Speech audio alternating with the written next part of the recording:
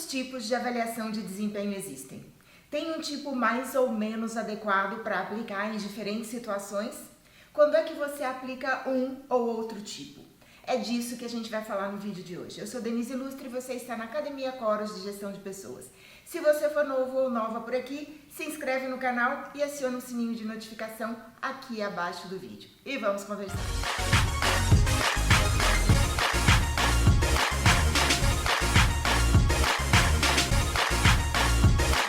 Eu quero começar a nossa conversa de hoje lembrando que quando você avalia desempenho, você está avaliando as entregas dos colaboradores. E as entregas precisam ser medidas. Se as entregas ou os resultados dos colaboradores forem medidos, a avaliação vai ser muito mais confiável, muito mais consistente, os seus resultados vão ter muito mais legitimidade e credibilidade. E você vai poder planejar e tomar decisões de gestão de pessoas com muito mais segurança. Quando você avalia competências, você está avaliando conhecimentos, habilidades, atitudes e comportamentos. A avaliação de competências está muito mais sujeita a subjetividades, ao contrário da avaliação de desempenho. Essa diferença tem tudo a ver com os tipos de avaliação aplicados em um em outro momento, em uma em outra situação. Então, entendida essa diferença, vamos aos tipos de avaliação. Os tipos de avaliação 90 graus, 180, 360, esses nomes foram adotados por analogia com a geometria. Isso pode ser óbvio para muita gente, mas como tem muita interpretação diferente do que seja uma ou outra, vamos alinhar aqui as nossas visões, os nossos entendimentos. Vejam essa imagem aqui do lado, vamos ver os conceitos da geometria. 90 graus corresponde ao ângulo reto, ou seja, 1/4 do círculo. 180 graus já significa metade do círculo e 360 graus completa a circunferência. É um círculo completo, ok? Então vamos lá aos tipos de avaliação. Vamos começar aqui pela avaliação top-down, que é a mais simples, né? É aquela que considera apenas o julgamento e a visão do líder em relação aos liderados. Muita gente chama de avaliação 90 graus. Eu chamo de top-down mesmo, porque eu não vejo nenhuma angulação, nenhuma analogia com a geometria. Mas independente de nomenclatura, vamos ver em que situação essa avaliação, esse tipo de avaliação se encaixa. Esse tipo de avaliação é indicado quando o nível educacional impede que os colaboradores entendam e respondam um formulário de avaliação. Nesse caso aí vai ser com o líder mesmo, né? E como a avaliação aqui nessa situação ela é unilateral, pode ser muito alto o risco de erro, de julgamentos que comprometem o resultado do processo. Nessa situação, a qualidade dos feedbacks fazem muita diferença e acabam por compensar essa deficiência dos colaboradores. Porque eles podem não saber entender um texto, não ter familiaridade com um formulário de avaliação, não conseguir fazer esse processo, mas eles sabem conversar sobre si mesmos. Então, invista no processo de feedback quando você encontrar uma situação como essa aí na sua empresa, tá bom? Vamos agora à avaliação top-down conjugada com a autoavaliação. Fora a situação de incapacidade de leitura, de interpretação, de autoanálise do liderado, a autoavaliação é necessária, porque ela complementa a avaliação do líder. A autoavaliação é o julgamento do profissional sobre si mesmo. E é muito importante porque ajuda no alinhamento das percepções, das expectativas entre o líder e o liderado. Muita gente chama essa avaliação conjugada, né, de 180 graus, com esse conjunto formado aí pela avaliação do líder e pela autoavaliação. Mas aqui, de novo, eu não vejo como estabelecer uma correlação com a geometria, né? Eu vejo aí uma linha reta. Então, eu chamo mesmo de top-down mais autoavaliação. Liderança e liderado são os dois principais interessados no processo de avaliação. Sabe por quê? Porque a avaliação é um instrumento de múltiplas utilidades e uma delas é a promoção do desenvolvimento, é a melhoria da performance dos colaboradores. Líder e liderado são os principais beneficiados nesse processo, por isso, ambos precisam ter interesse genuíno no desenvolvimento, na melhoria da performance. É interesse do profissional avaliado, porque o seu desenvolvimento, o seu histórico de boa performance são bens que ele leva para onde for, para a vida dele, para outro emprego, para outra empresa, para o seu empreendimento, ou seja, é muito bom cuidar do desenvolvimento e da boa performance do ponto de vista do liderado. É do interesse da liderança também, por quê? Porque ela depende da boa performance dos liderados. O desempenho da liderança depende do desempenho da equipe liderada. É isso, né? Então ambos devem se envolver com muito interesse nesse processo. Então, quando você for implementar o processo de avaliação, estabeleça no mínimo a avaliação do gestor e a avaliação do liderado, a autoavaliação, a menos que os colaboradores não tenham um nível educacional suficiente que permita que eles façam a sua autoavaliação.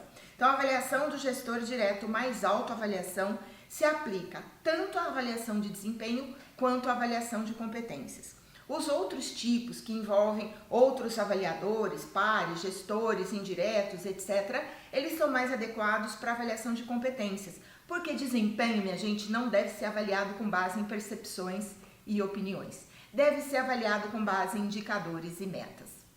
Então, os tipos de avaliação envolvendo pares, gestores indiretos, liderados, são mais indicados para avaliação de competências. O envolvimento de um número maior de avaliadores possibilita uma visão muito mais abrangente e menos subjetiva dos avaliados. Na avaliação 180, um profissional recebe a avaliação do seu líder, dos seus pares, além da autoavaliação. A avaliação dos pares acaba ampliando aí as condições de análise, porque reúne a percepção de múltiplos avaliadores. Além disso, minimiza a subjetividade do processo e aumenta o grau de credibilidade. O resultado fica mais consistente e menos subjetivo. A avaliação dos pares complementa ainda mais a avaliação do líder e a avaliação que o próprio avaliado faz de si mesmo. Eu chamo a atenção aqui, pessoal, para a importância de você definir quem avalia quem. Isso porque a avaliação de pares deve ser feita por pessoas que tenham proximidade, que tenham convivência com o profissional avaliado. Quem avalia deve conhecer o avaliado o suficiente para poder fazer uma avaliação justa e objetiva. Senão, os formulários vão ser preenchidos assim na base do chute e o resultado não vai servir para nada, né? Quando a pessoa é avaliada por si mesma, no centro, pela liderança de cima e pelos pares nas laterais, né, é possível você notar essa analogia com o conceito 180 graus. E um ponto muito importante aqui é a dosagem da quantidade de avaliadores para cada avaliado, para não sobrecarregar as pessoas e tornar esse processo mais burocrático do que ele já é.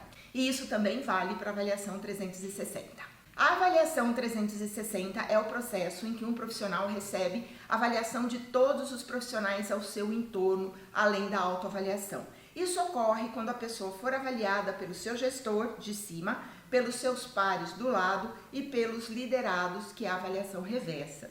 A avaliação reversa também é muito importante para identificar o perfil da liderança na visão dos liderados. Afinal de contas, o líder também precisa de feedback, certo? Certo.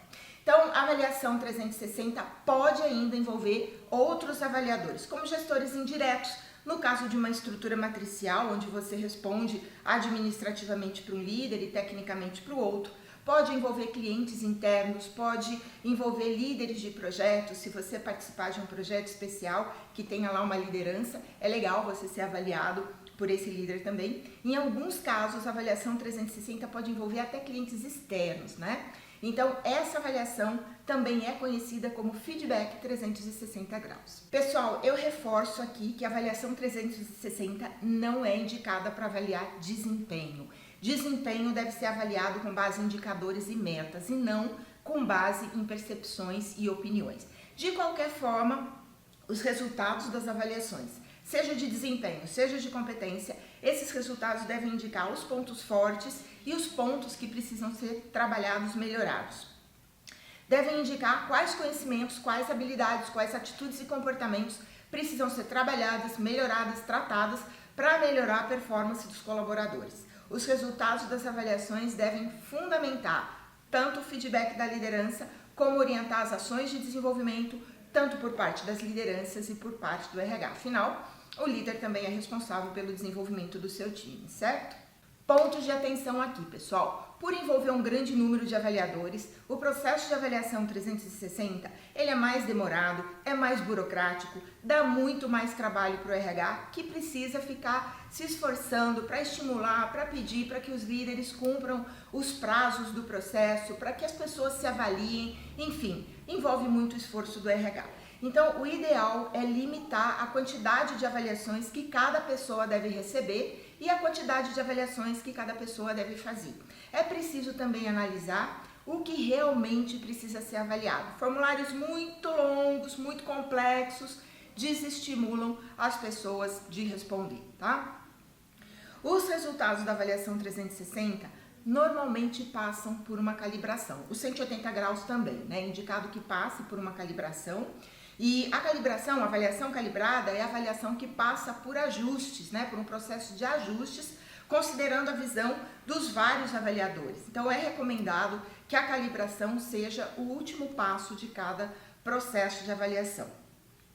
Em empresas mais maduras, com uma cultura de feedback mais sedimentada, né, mais madura, os ajustes ou a calibração ela pode ser feita entre o líder e liderado mesmo, no momento do feedback. Mas muitas empresas optam por criar um colegiado para fazer a avaliação calibrada, para fazer os ajustes. E o principal motivo é a tentativa de minimizar a subjetividade, que é muito típica desses processos de avaliação. E também para analisar o avaliado do ponto de vista dos vários avaliadores, né? E conjugar, convergir as várias visões, as várias avaliações para uma avaliação que seja o ajuste de todas elas, que é isso que a gente chama de calibrada, tá? Pessoal, tudo que eu falei aqui vocês vão encontrar na versão texto no nosso blog. Eu vou deixar o link aqui na descrição do vídeo. Na sequência, nós vamos falar sobre pontos importantes para serem observados, tratados, cuidados num processo de avaliação para que esse processo seja bem feito, seja efetivo e tenha sucesso. Mas isso vai ficar para o próximo vídeo. Se inscreve no canal, aciona o sininho para não perder esse vídeo novo que vai para o ar em breve. Curte, compartilha na sua rede e vamos espalhar conhecimento de gestão de pessoas por aí. Porque conhecimento compartilhado é conhecimento multiplicado. Eu vou ficando por aqui, um beijo para todo mundo e até o próximo vídeo. Tchau!